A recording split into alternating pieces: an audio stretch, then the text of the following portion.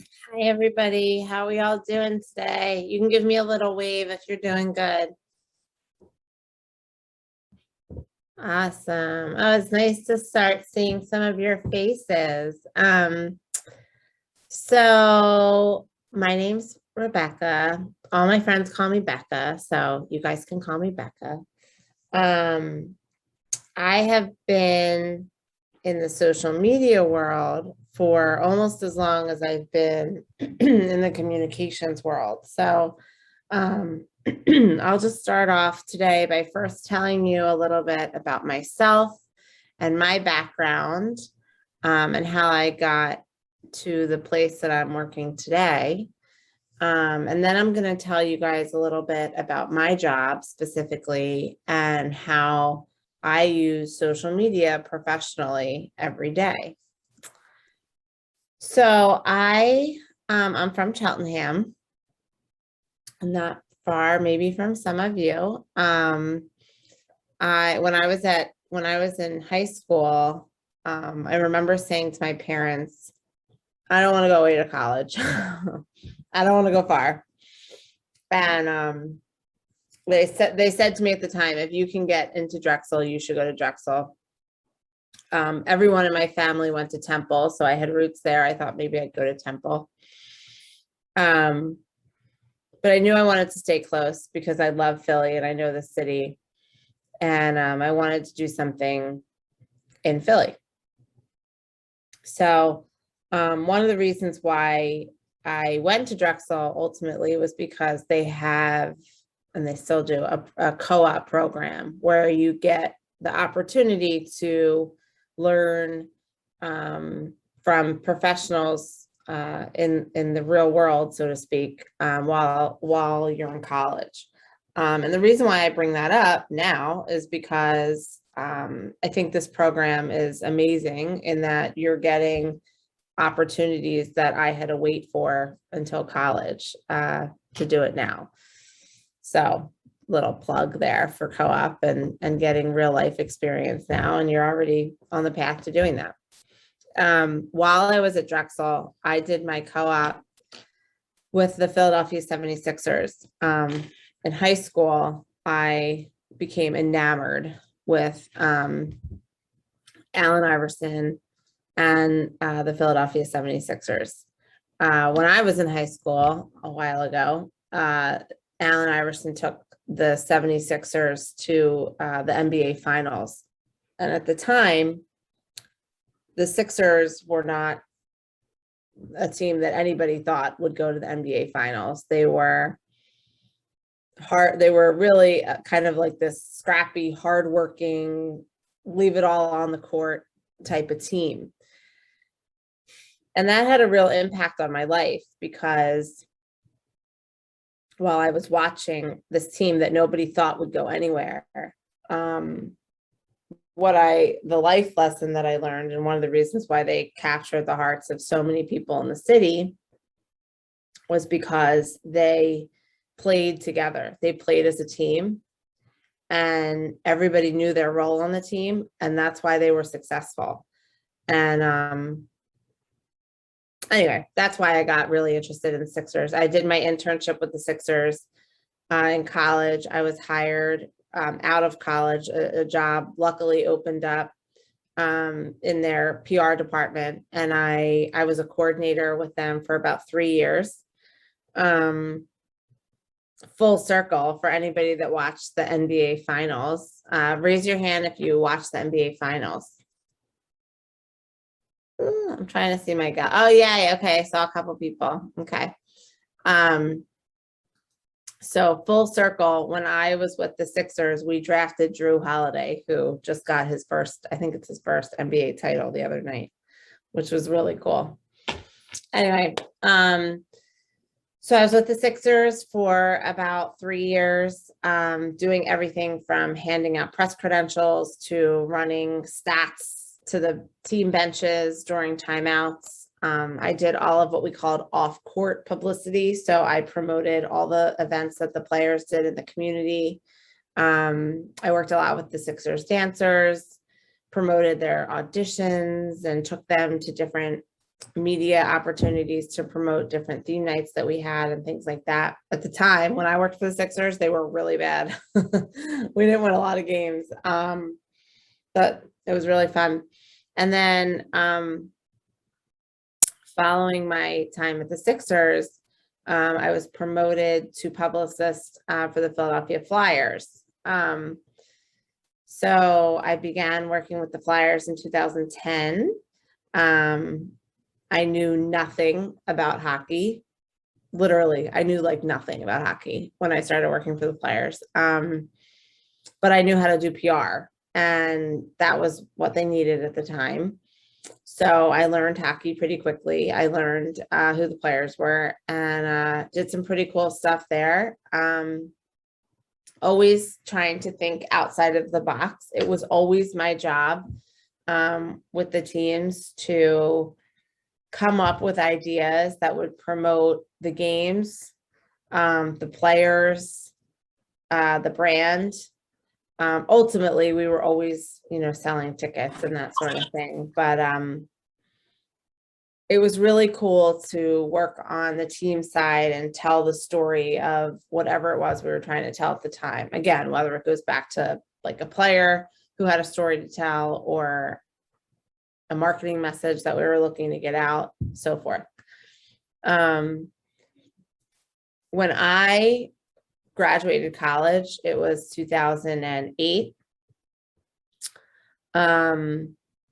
Social media had just started. When I was in college, Facebook started, literally had just started. And when I was at Drexel, we didn't even get Facebook until after, like, it started in the Ivy Leagues, and then after the Ivy League schools all had it, like slowly other schools trickled and started getting it.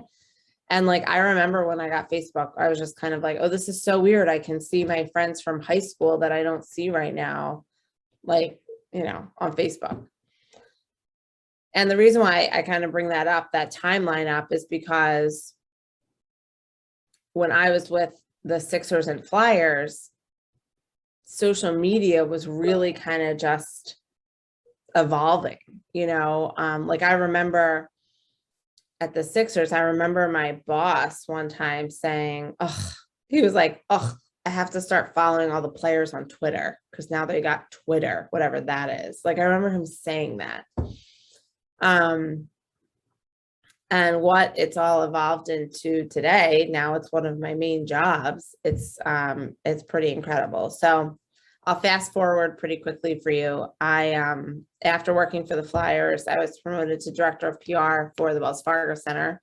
So then I oversaw PR and communications for all of the concerts and family shows and really any large event that we had at the Wells Fargo Center. I did that job for another 3 years. I keep going in these 3-year increments. And then I did a little corporate communications for the overall company for another 2 years. And then after that, I left Comcast Vector in 2000, I think it was 18. And I worked at Bloomingdale's here in Philly, in Willow Grove and in King of Prussia. For 2 years, I did PR and events for them. And then about a year ago, I reconnected with somebody that I worked with in the marketing department of the Sixers, who had started his own digital marketing company. And he hired me to oversee content for his digital marketing company. So that's when I really kind of got back into social media on a professional level, and started creating social posts for all of our clients. So kind of brought you from, college up to where I am now. Instead of making you wait for questions at the end, my thought was that I would offer you the opportunity to ask questions as we kind of go along here. So I'll open it up now real quick. Does anybody have any questions?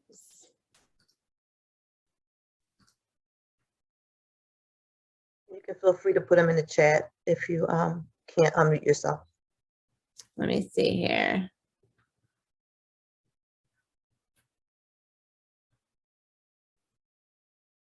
Okay, so I don't think anybody has any questions yet. Any questions? No? Okay. I don't have a question. I'm one of the case Yes. managers, I can tell you, but one of my best friends, her dad, did you ever work with Phil Weinberg when he worked with the Flyers or the Sixers? I've known Phil for a long time. His Yeah. daughter's one of my best friends. So I was just listening to your timelines. That's so funny. So, Oh my God. Well, you'll have to tell his daughter my name to tell her dad, because I know Phil very, very well. so funny. Yeah. So I was just listening. I was like, I have to chime in. So no question. Actually, Phil had a funny story. I think it was his son. Yeah. His son was like literally born while the Flyers were trying to sign Eric Lindros. It was like some crazy story, and like Phil was needed to do the deal, and it was like not. I just remember it was like a crazy story. Oh yes, I know. Have you heard it? Yes, it's wild. It's so wild. Yes. Yeah. I just had to chime in. That's such a small world and a good connection. Yeah, I mean, you know, that's the funny thing. Like, I'm working with somebody now that I worked with back there. I mean, and we are working with people that we worked with back in the day, you know, from that time period. It's just really funny. And I saw somebody on the beach last week that worked for Phil that is working with other people that we used to work with. It's a small world. Yes. And it's a good tie into this week. Do you want to say that, Holly? Yes, Melissa, take it away. No, you go ahead. Say it. No, just and for everyone listening, this is the one talk when you talk about connections, and when you are, every time you meet someone new, be mindful of being friendly and be kind, because you really don't know how you might have a connection to that person, or just you're in a Zoom meeting and you're able to say, wait a second, and you're able to play the name game, and all those things can really take you far. And with a lot of jobs, it's kind of a lot of who you know. You might not have the exact credential now. You can be taught the skill, but you know someone, so they'll say, this person's a very hard worker. They can easily be taught this. We should give them a chance. So definitely, so always be open when meeting new people, and absolutely make connections when you can. It's one of the reasons why I told the story the way that I did, honestly, because, you know, I mentioned, the first thing I mentioned was I went to Drexel and I did a co-op, you know, and I can't tell you guys enough, and I'll get off my soapbox because I would talk about this all day.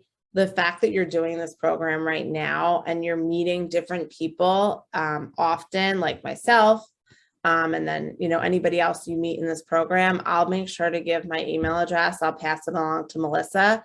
And I encourage any of you that is interested, literally just shoot me an email and say, hi, my name is, I, you know, liked or didn't like your presentation, whatever it is. You can just say, I wanted to make the connection. It could be a 1-sentence email. And you never know, like when you're like a year from now, you could be looking for an internship or something like that. And I might know somebody that can help you. So, and anybody that you speak with over the course of your program. Because it's true. I was looking for, so when the pandemic hit last year, I was working at Bloomingdale's, and like I said, I did events, and we couldn't do events. And, you know, my job was in limbo, you know, and I reached out to a connection that I had from the Sixers, and like all these years later, you know, it kind of came full circle. So it's just an example of that. So what was the next thing? So I wanted to get into a little bit talking about, you know, all of us use social media, right? Like raise your hand if you use social media. Mm-hmm. Yes, that's what I thought I would see. So the cool thing is that businesses use social media in a big way to connect with current customers, potential customers. There's so many ways that you can now use social media in a business perspective. So that's what I wanted to get into, talk about a little bit more now. You know, when you do start to think about your career and what it is that you want to do, what you're interested in. Like, you know, I started the conversation by saying I had this connection to the Sixers. I was totally amazed by what a team was able to do, not only in the NBA, but like the impact that it had on Philly in particular. I think many of you were honestly probably pretty young in 2001, if you were even alive, which I'm realizing now. Wow, that's so crazy. Right. So you didn't experience it, but you are experiencing right now. The Sixers have been good. So, you know, you have experienced the fact that, you know, you see what an impact a team can have on the city. I'm sure many of you were, you know, experienced the Eagles winning the Super Bowl a couple of years ago, and the social impact that that sports can have on communities was always something that interested me. And that's what led me to my internship. And the reason why I bring that up is because I'm 36 years old and I've always been in a job that I was interested in. You know, you might not love what you do every single day, but if you pick something that you have an interest in, it's not boring. And you're not like, you don't wake up thinking, oh my God, I have to go to work today. Anyway, so taking it all back to social media. So it's my job now, currently. I oversee a team of 3 other people and myself. We all create social media calendars for our clients. So we have clients, like I said, I work at an agency now. We have clients that are in so many different industries, from healthcare to home services. We have like a few HVAC clients. We have clients that one of our biggest clients is Chickies and Pete's. Many of you might know Chickies and Pete's crab fries, right? Trying to think, Golden Nugget Jewelers, they're another big one for us. So we have so many different, like we have restaurants. We even have like a children's clothing store. I mean, we have so many different types of clients, and it doesn't really matter who the client is. When we approach doing a social media calendar, we really do the same things.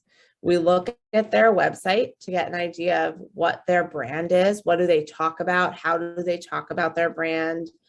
What images do they use? What colors do they use? Who are they talking to? You know, like who's their customer? So we look at that. And then we put together like the way that we put calendars together is like a spreadsheet. So it's really like using Excel. Raise your hand just so I get an idea of how many of you have used Excel before, just Microsoft Excel. Like basic.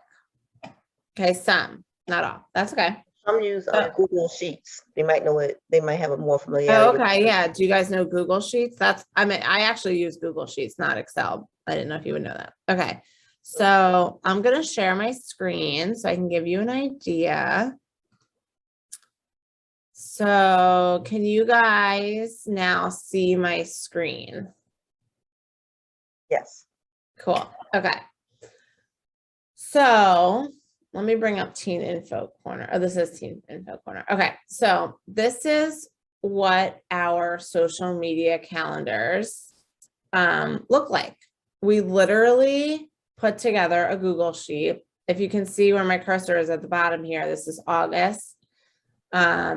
We just put the different months at the bottom. This is July, May, it goes all the way back. And at the top here, we have some themes in our calendar that we talk about in our content that's really just based on what the brand is and what would resonate with their reader.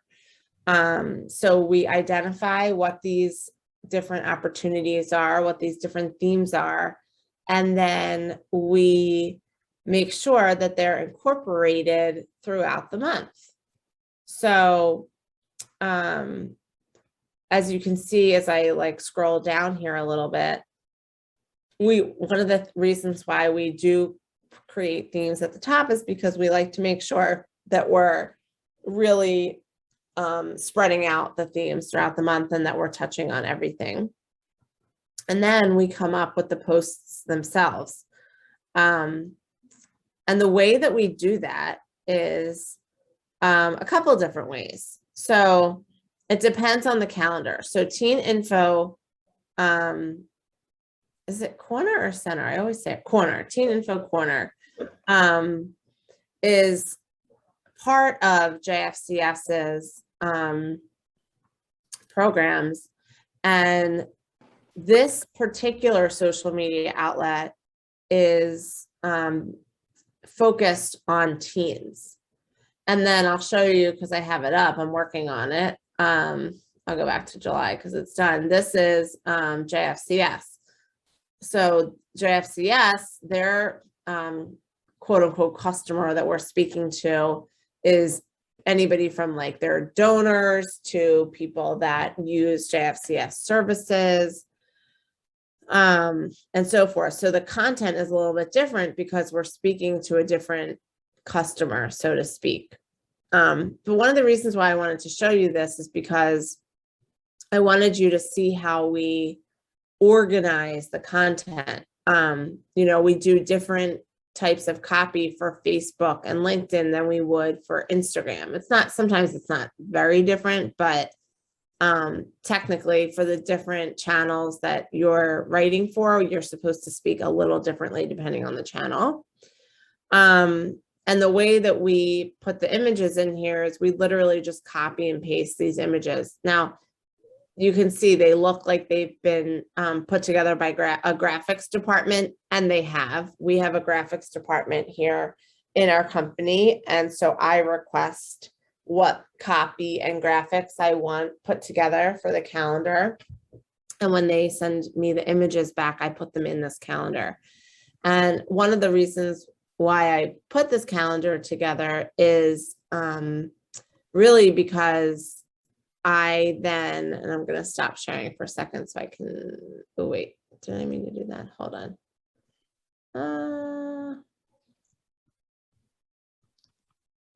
stop share, there I go.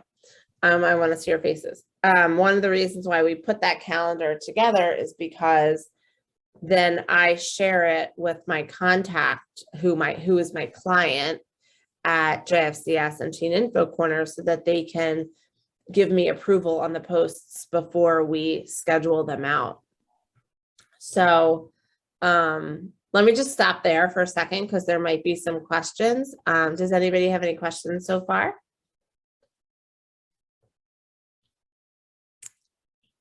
So I was wondering, like, how long does it usually take to make like a week's post or anything like that? That's a great question. And it really, Caitlin, it really depends. By the way, Caitlin is my twin sister's name. Love your name. She spells it differently though. She spells it K-T-E-L-A-N.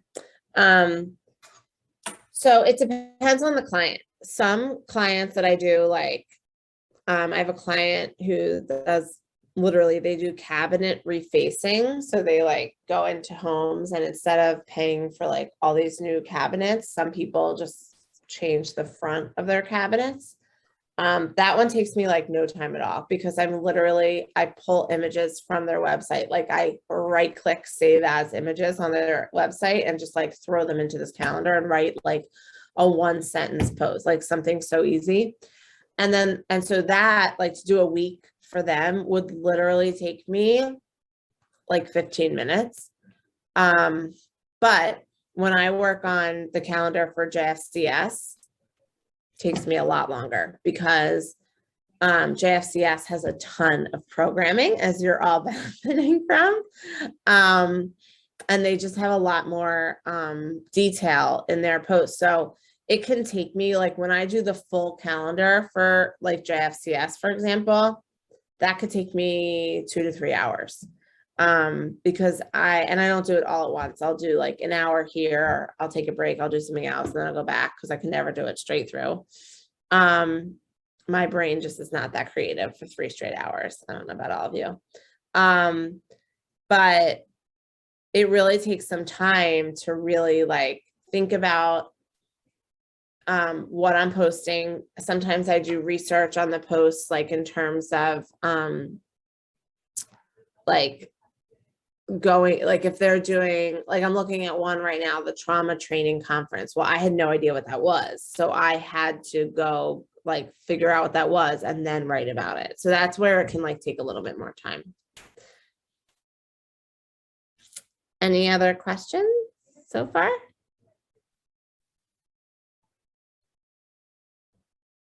The one thing I will say is that when it comes to social media and some of the stuff that we're doing, writing in a manner that you're really speaking to the audience, so that you can connect with them is really important. You know, I wouldn't write the same way for JFCS that I would write for my healthcare clients, right? Because like one of my clients is a healthcare provider. What do? They work on like bones is their thing. Like they help people that like have break a bone. So like I get really intricate and technical in what I say on their social channels, whereas I would never do that for JSCS. I would talk more like general, like I would talk to you guys because like we're not doctors, right? So so that's something to keep in mind as well when I'm, you know, when I'm writing for professionally for some of my clients. So There's a question in the chat. oh, sorry, I didn't see that. Takia was asking, do you have any organization tips on planning? Yes. So we actually, I'll show you this too. So we have, I don't even know how many social clients we have. We have 250 clients in my company. Let me share my screen again. Share my desktop screen. And one of the ways that we organize, like that I organize my team and how we organize our calendars for the month, is this Excel doc. So I'm going to make this smaller so you can see it. Can you guys see this? So what's interesting about this, so it might look confusing, but when I explain it, you'll understand. So like this is down here, it says August social, July blogs. So up here is social. So this is me. This is somebody that works for me. Shelby, this is another person that works with me. Mary, Joe works with me. We all work together, everyone along here. And all of these names right here, they're our clients. So see how we have Chickies and Pete's in here? And then it has all their different locations. I have JFCS. So JFCS is right here. I keep talking about it. So the way that we organize ourselves is we check off the calendars when they're written for the month, and then we highlight them yellow when they're published, or scheduled, I should say. And the way that we schedule our clients, I was going to wait to show you guys this, but I'll just show you now because we're talking about it, is we have a software. It's called Sprout, and I just went into it, and I'll go into JFCS right here. So I put in the client name, and then when I go into publishing, this is the calendar. You can see this is everything that is scheduled, that I scheduled to post it, because there would be no way for me to post manually every day for every client. It just wouldn't happen. So this is how we organize ourselves. We have this client list where we check off the calendars that are done and then highlight them yellow. And then we go into our software here and we literally can schedule a post. This is like a schedule post button here. I put the copy in here. I add the picture. It gives me a preview over here, and I can pick the day and the time of when I want it to go, and I just schedule it. So that's really how we really stay organized. it's a bear of a task every month to get, you know, all the calendars written, and we send them all to our clients to be approved, and then we get them all scheduled. So it looks like Tagita is doing a little bit of this for her job. She says she's recently started using Facebook Creator Studio, which is really similar. Yeah, so I have not used it, but I have heard that that's an option on Facebook, and it's great that Facebook has evolved in that way so that people can schedule out posts. I think Facebook is really forward in their thinking and how they allow companies to utilize their network and so forth. So that's really cool that you're doing it now. Any other questions along those lines? I have another question. Yeah. So I was wondering, like, what are the difficulties or maybe like some mishaps you may come across when it comes to like scheduling like way in advance for certain things? Oh, that's such a good question. So like when you think about it, life things happen that you could never predict, right? And so like say something happens that is like, oh, like everyone's talking about it. It could be positive or negative, right? Sometimes on social media, you might think, oh, you know what, maybe I shouldn't post right now because like this other thing's happening, right? So there have been times where we have everything scheduled out and then something happens and we decide from a company perspective, like, ooh, maybe we should like go silent on social media for a little bit, or maybe we want to jump in and have something to say about whatever happened, you know, and that's when we have to go back into that Sprout platform that I just showed you. And there is ways to pause the post or delete it altogether and write something else. But when you work in social media, you're always on, you know, because you're monitoring the comments. You know, we do that like right now for clients, we do that. Some clients get their monitoring every day, some get it like once a week, but like we're always looking at the comments and stuff like that. And we're ready. You always have to be ready to jump in and be part of the conversation or hold back, you know, and being aware of current events is an integral part of the job.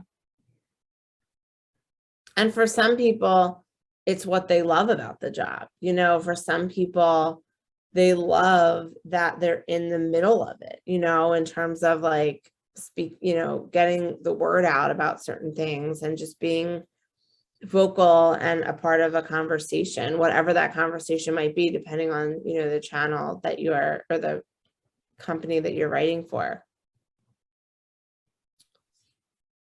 Any other questions? I know this is Melissa. I know a lot of people do some of the things that you're saying just on their own. They read comments, they look at social media, and to think that, you know, wow, they have a job that you can do something that you enjoy doing anyway is amazing. And we've been talking to them about choosing jobs that fit their passion. So Yeah. just like you said earlier, that's great. And you know what, Melissa, too, like I tell, like for a few years after I went to Drexel, I taught at Drexel. I taught mainly a course in publicity, but I always said to the students then, and I say it to all of you now, you know so much about social media. Like I guarantee if I talk to any of you for 20 minutes, you would teach me something I don't know, because I'm sitting here all day writing for clients and trying to get, you know, their calendars written and stuff like that. You guys are also like using it. You're users. You're learning about all the new technologies that come out. You know, I don't know how to use TikTok. I don't, like, I haven't done it yet. I should. I need to learn how to do it.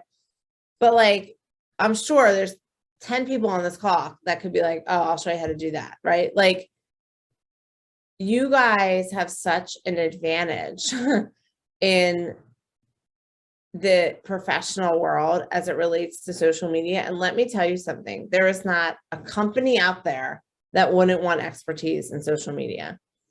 It doesn't matter. You could be a tech at an HVAC company, you know, it doesn't matter what you do. If you have social media expertise, you know, it can share your knowledge in that sense. I'm telling you, old people like me would be like, oh my God, that's so interesting.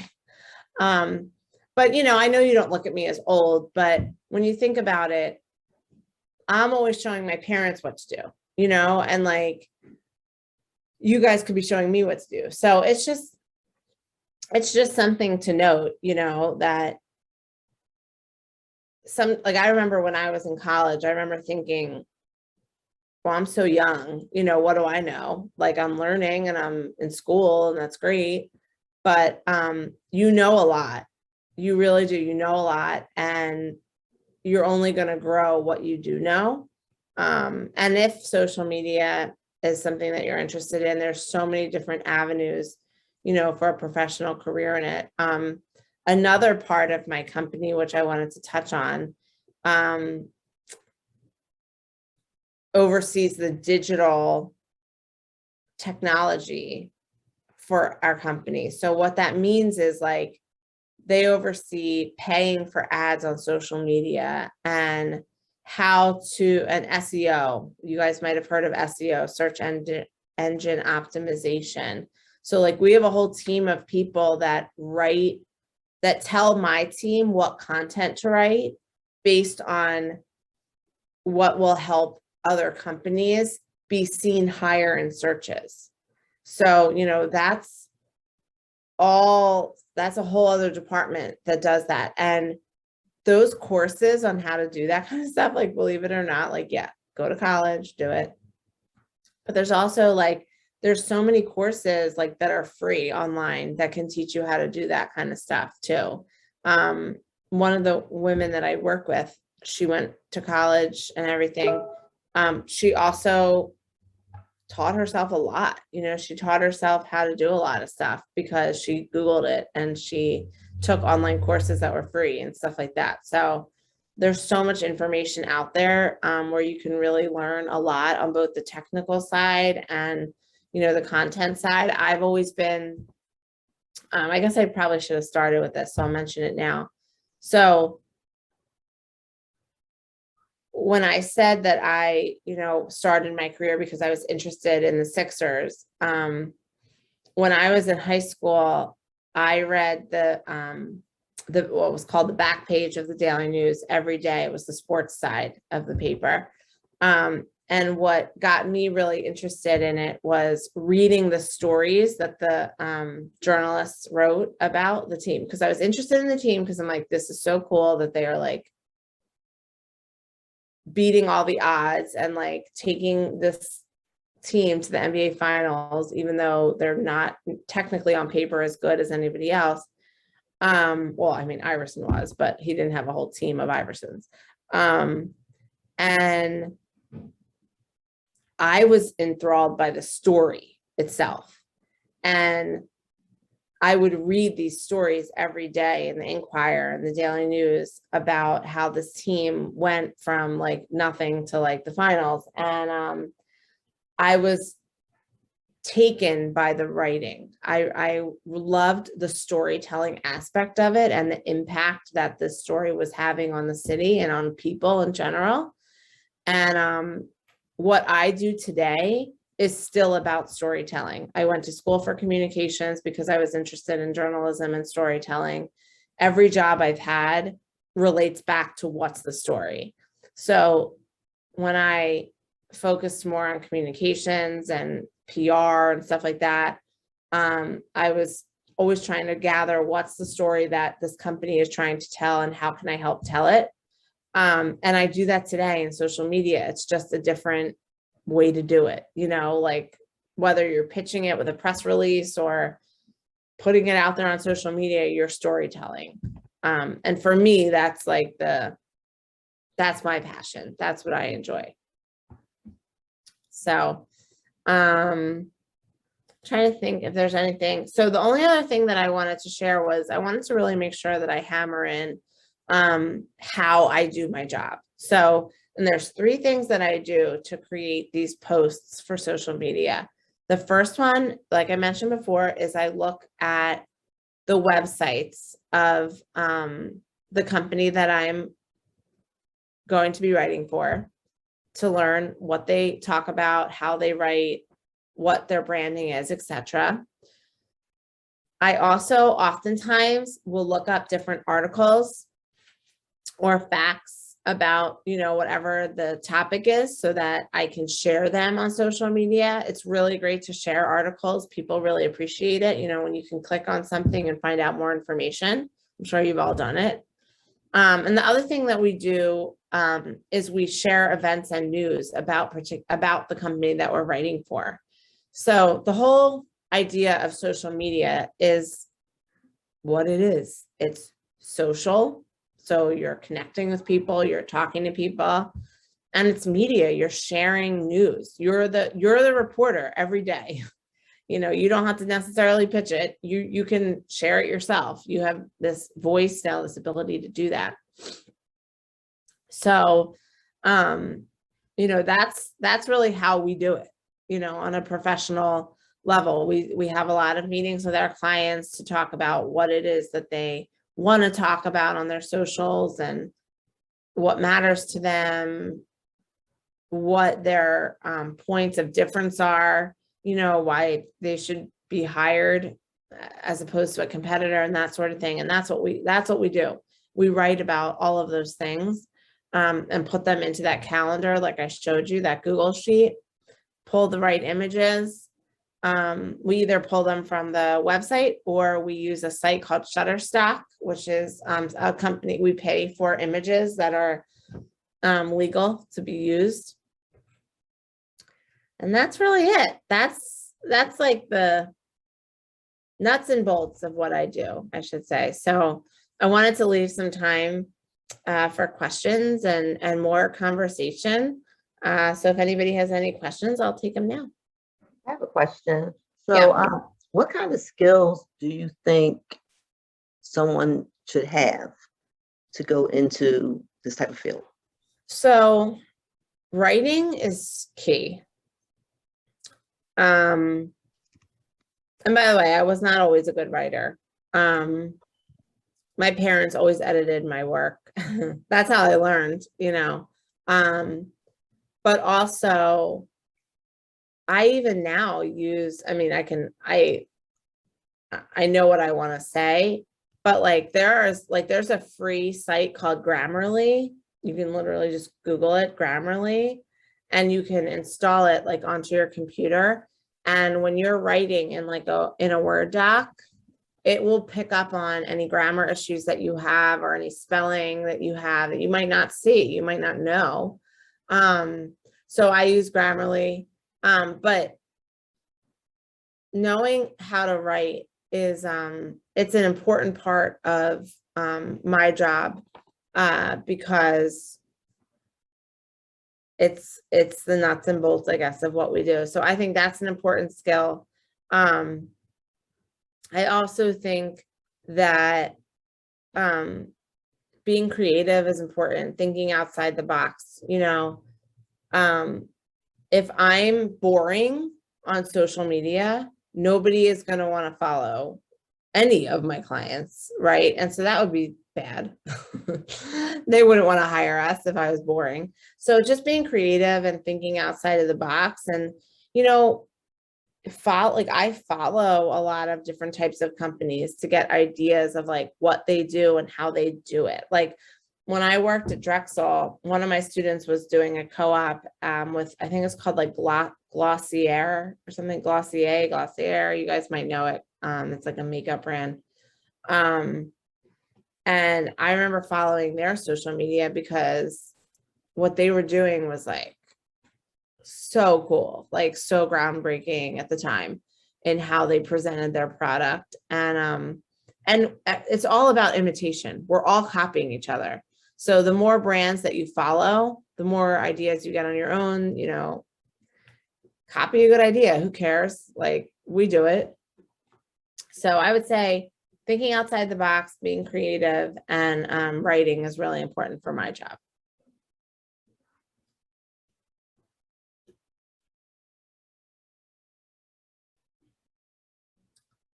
Anybody else have a question? Any other questions? And it could be about anything I talked about. It could be about college. It could be about co-ops, internships. It could be about my job, the teams I worked for, whatever it is.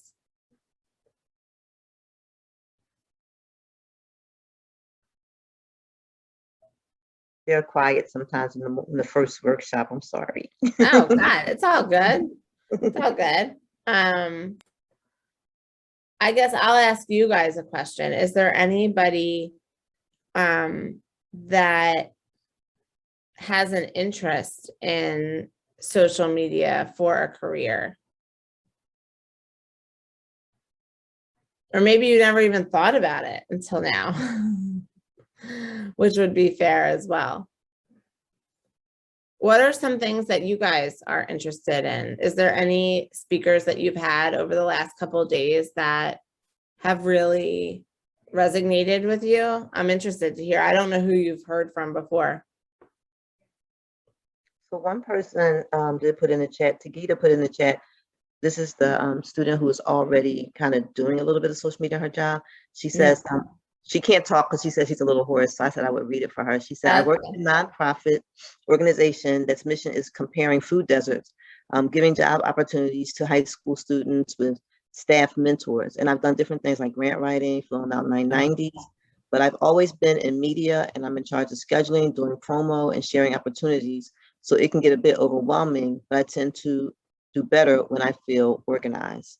And she says she is interested in media in general. Yes. So it's so nice to hear that. And, you know, you really touched on such a key. It doesn't matter what job you have, being organized is so important. Like, I'm getting married next Friday and I can't tell you the last time I've missed work for like a week, let alone like a couple, like if anything, I would take like a long weekend or something.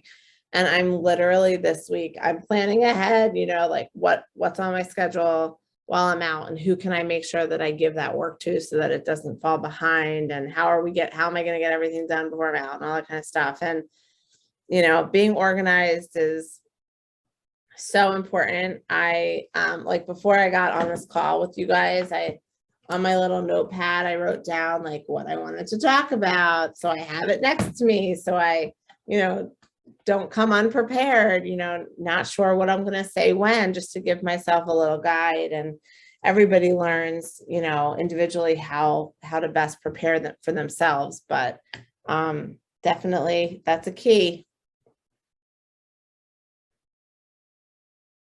I think Anything it's else? fascinating. I think just to know that a job like yours and other people like content creators and YouTube influencers and things that were not even around like a few years ago. I mean, they might have been around, but they were really under the radar. Yeah. And we do have people who indicated that that's a field that they're interested in. So I'm so glad you came to kind of give us a peek at one way to get involved in the social media industry, because it is a market that's growing. Yeah. And you can kind of go in without maybe having a whole lot of education. Like, you may need degrees for certain aspects of it, but sometimes, like you said, if you know somebody, if you network, you may be even able to get in internship or after high school while you're in college, or even if you don't want to go to college, if you want to kind of navigate your way, you're not sure what you want to do in your next path. Maybe you just want to take a few classes, but this might be something that you can do to kind of learn more about it. So yeah, and like I said, I mean, there are so many companies that would be interested in hiring young people because they know, like for social media, because they know you know what you're doing, you know, and I guarantee you know more than the person that runs the company. I guarantee. Many of you probably know more than me, to be honest with you. You know, it's in terms of what you do every day, just socially on social media, and how you engage with people and who you follow, and what's trending, like that. It's hard to stay on top of the trends because they're changing all the time. And you're in your age group, you're in the middle of it. So, definitely it's just something to always consider, that you really could do, on a professional level, and you can always start small and really kind of build from there. And like I said, I'll share, or Melissa has my email address, and I would love her to share it with all of you. And if any of you have an interest in speaking a little bit more about it, or really just want to introduce yourself so that you make the connection for now or in the future, please reach out. It was really wonderful meeting all of you, and congrats on your opportunity to be part of this really impressive program. Thank you so much, Becca. I'm gonna call you Becca because now you're Please. my friend. I'm so grateful for what you had to say today. And even though they're quiet, I know they're listening because I get so many texts. It's amazing behind the scenes, the text that I get. So I will share your information. And even if you're kind of on the fence and you're not sure if this would be a good fit for you, I want you to at least consider it. And if we can connect you with Becca or others, when we start doing our mentoring, we talked about doing a mentoring program. We're trying to extend this program beyond the summer so they can have contact with people throughout the year. Let me know if this is something that you want to hear more about, if you want to learn more about it. It's not a commitment from you to go into this field. It's just saying, hey, that's something I want to learn more about. So thank you so much for this. And we're going to take a break. We'll have our next workshop starting at 11. So I hope let's do 11:01. So I'll give you a full 10-minute break. So I'll see you back in 10 minutes. Thank you, Becca. Thank you, everybody. I'll be reaching out.